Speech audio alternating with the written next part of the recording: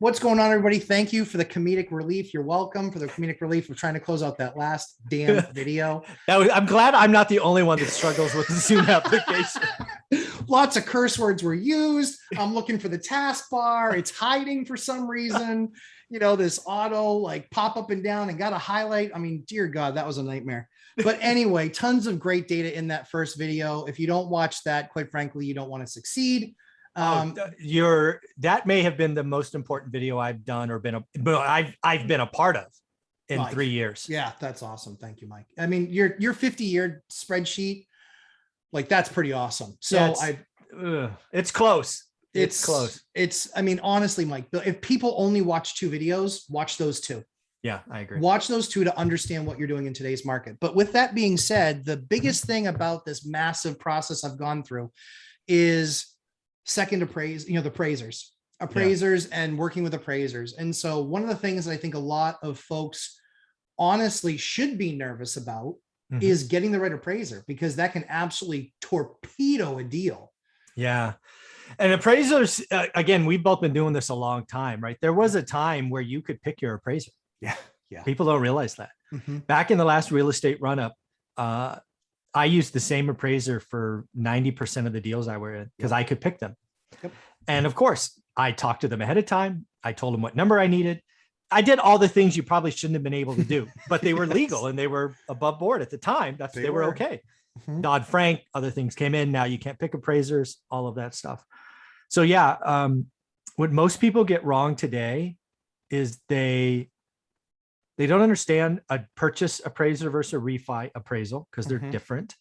And then they frankly trust the appraiser to do their job. That is beyond dangerous and foolish, in my opinion. Yep. That is using hope as a strategy, which we all know is a horrible, horrible idea. So what I wanted to do was give people just kind of 3 quick tips to making sure that they're putting best foot forward with the appraiser, because now, as you were talking about before, it used to be able to select. Now it's much more of a wild card system, and it's it has to be. Yep. You don't have any touching of that appraiser. And in fact, the only time that you're ever going to see or talk to the appraiser is when they're there on site and when they called you to set up the time to go look at it. Correct. That's it. And that's only if it's a refi. If it's a purchase, they're not calling you, they're calling the listing agent. You're not even going to be there for that. Correct. So that's one of the scary things. So really the big 3 tips that I have is, if you're an investor and you've gone through one rental at a time, you've gone through that course. If you've gone through any course, you need to know your numbers cold, because you can't expect the appraiser to care so much about your deal that he's going to turn heaven and earth over to find the numbers that you found to make your deal. Yeah. What I would tell people today with giving the appraisers is, if you're just doing a cookie cutter appraisal or a purchase, in a neighborhood and all the houses are the same, you're going to be fine. But that's not what we do in one rental at a time, right? If you've done any of my flips, and I talk about them all the time, right? I bought a property for 140 and sold it for 300 inside 4 months. That's going to blow an appraiser's mind. It's not seasoned. It's not 6 months. And they're not going to know what it looked like before, right? So, and then again, if you're doing a BRRRR project, I mean, it's just, don't just trust or hope, as you said, the appraiser is going to do his job because he or she's going to do his job, because no, it's on you. That is like, especially the exit. The exit is where you celebrate. That's right. And if you didn't do your work and you left it to hope, most of the time you are going to be greatly disappointed. So that work that we do for appraisers is we take before and after pictures. Shoot, I take before and after video. Perfect. And especially if you come into something that's like, you can't get the value out of replacing a sewer line, but if you took video, they at least know, right? And it might help the appraisal even just a little bit, because you can say it's got brand new sewer or septic line. Yeah. That's something that's important, because that's something you spend $6,000 or $8,000 on that you're not getting any value out of otherwise. And if you record it, it's something great to hand over to the new owner. Yeah. Again, like everything that I do, it's massive improvements or I'm burring out. I will take day 1 video. I will likely do a video a week.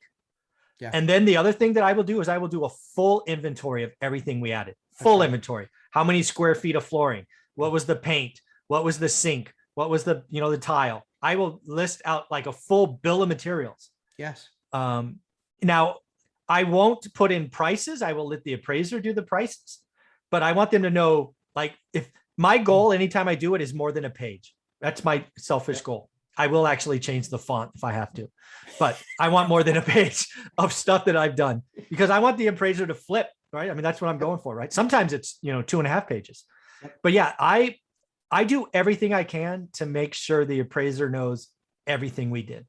The other thing that's important there, Mike, is you don't put prices in.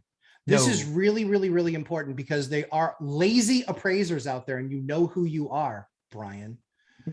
There are lazy appraisers, Brian, you bastard. So there are these lazy appraisers out there, and he says, oh, well, so how much money did you spend on that? And then they figure cost of what you bought it for plus what you spent. And then they give a little bit more on top, like they're tipping you. Yeah, it's like, oh, here's 8% for your effort. Yeah, I will thank you. punch you in the throat. Yeah. Do not do that. And so don't put your prices in there, because they will just give you basically cost plus and then give you a tip.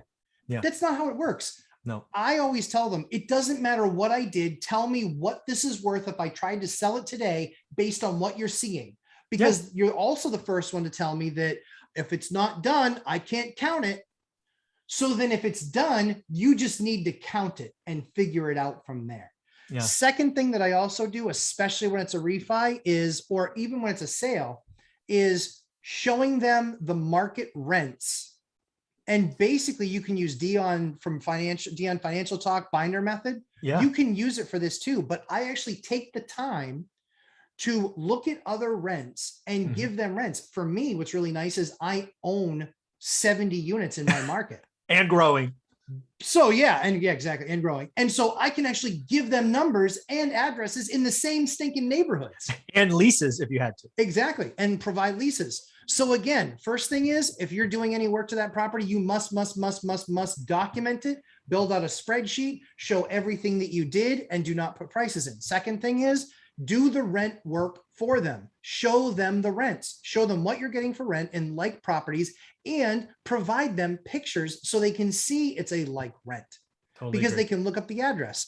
And the third thing and the last thing is, if it is a sale, you need to be doing the comp work yourself and doing the adjustments yourself, because they might not even look at the 3 properties that you're looking at, but you need to still provide those 3 properties. In these refis that we just did, they listed 5 properties, but anywhere from 2 to 3 of the properties that they provided were ones that we provided them.